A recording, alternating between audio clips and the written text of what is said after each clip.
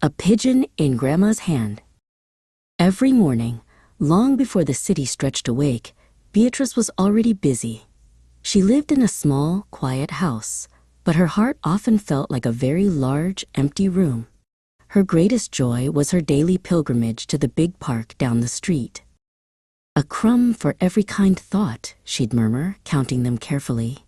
It wasn't just bread she offered, it was companionship. Beatrice missed having someone small and busy to look after, but soon she knew she would have dozens. Clutching her bag, she walked slowly towards the sprawling green. The air was cool and crisp. She wasn't rich, she wasn't famous, and she often felt overlooked, but when she carried that bag, she felt like the most important person in the world. She settled onto her usual bench, a weathered wooden spot under a giant oak tree. Then the whispers began, the flutter of wings, the soft cooing. Ash, the bravest pigeon, landed first, right at her feet, waiting politely. Soon the air was a whirlwind of feathers and happy chirps. Beatrice laughed, a sound she rarely made when she was alone. She spread the crumbs wide, watching Ash hop and peck, sharing the feast with the others.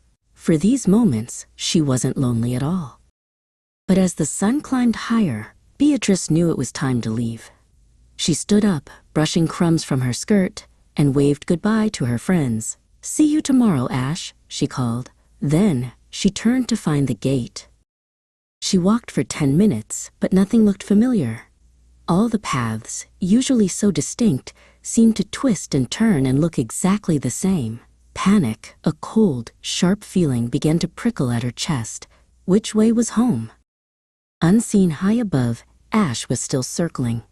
He had watched Beatrice walk down this winding path every day for 2 years. He heard the distress in her quiet movements.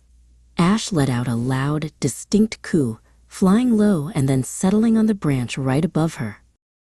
Beatrice heard the coo. It wasn't a hungry sound, it was insistent.